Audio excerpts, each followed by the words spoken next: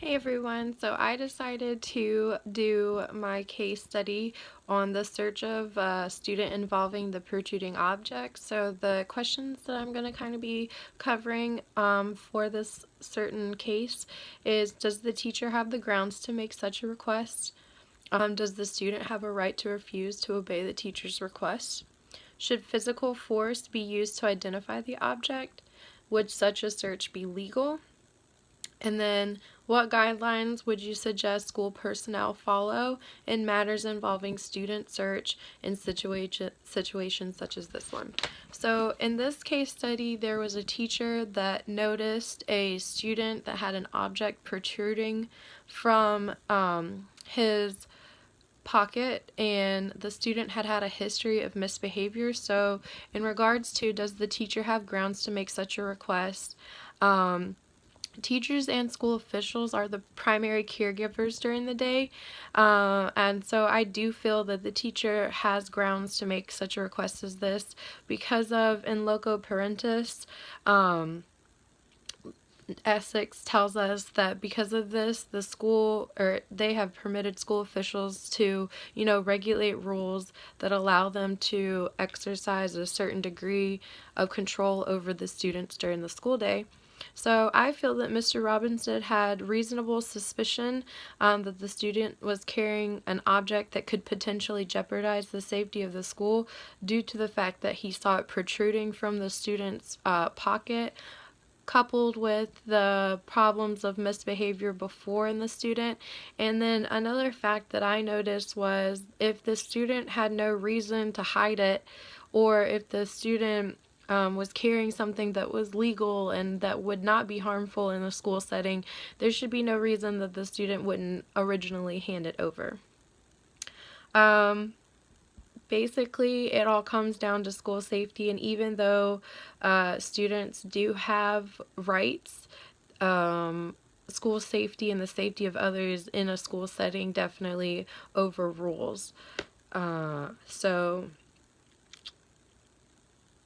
the only suggestion I would really make to Mr. Robinson about this whole thing is perhaps pull the student aside or somewhere that's a little bit more private and ask them to empty their pockets there.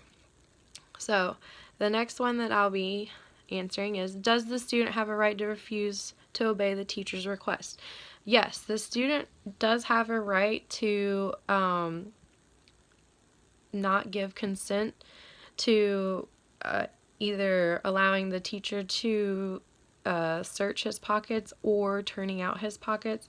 However, I did mention that I feel that in this circumstance, the teacher should bring the student to the office, to administration and or an SRO, a school resource officer, along with notifying the student's parents. The SRO officer, although considered law enforcement, is a part of the school officials. So, with probable cause, the law officer could search the student. But just to cover all the bases, a parent phone call home would be the best, and of course, consent to a search would be the best. Should physical force be used to identify the object? I really feel that physical force should not be used in a search and seizure. It would be extremely intrusive to the individual. Again, they do have rights. Students do have rights in a school setting, and I feel that physical force would just be overstepping those boundaries. Again, the teachers should take them to administration and to an SRO, possibly, and phone call to parents. Would such a search be legal? In this case, I feel that this search would definitely be legal.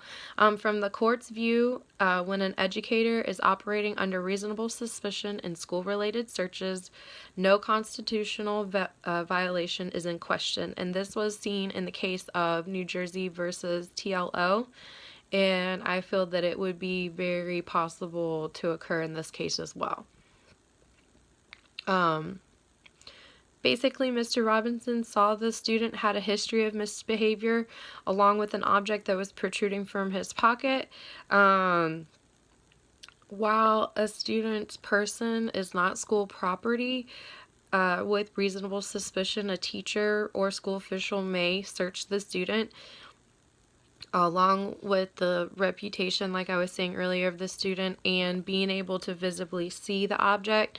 I feel that the courts would find this a legal search because it is more than just a gut feeling. There is reasonable suspicion.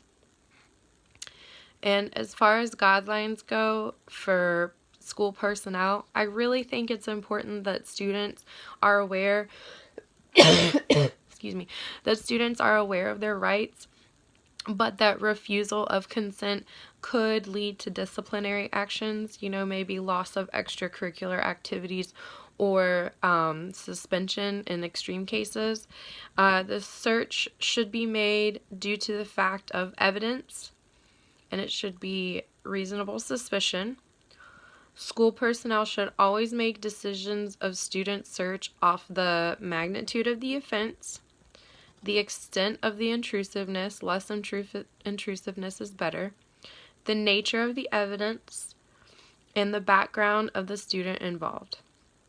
The search should definitely be completed in a private area with another adult present, preferably of the same gender as the student, and care should be taken to minimize embarrassment to the student as much as possible because search could possibly, it is invasive, but making sure that the student is the least embarrassed as possible is really important as well.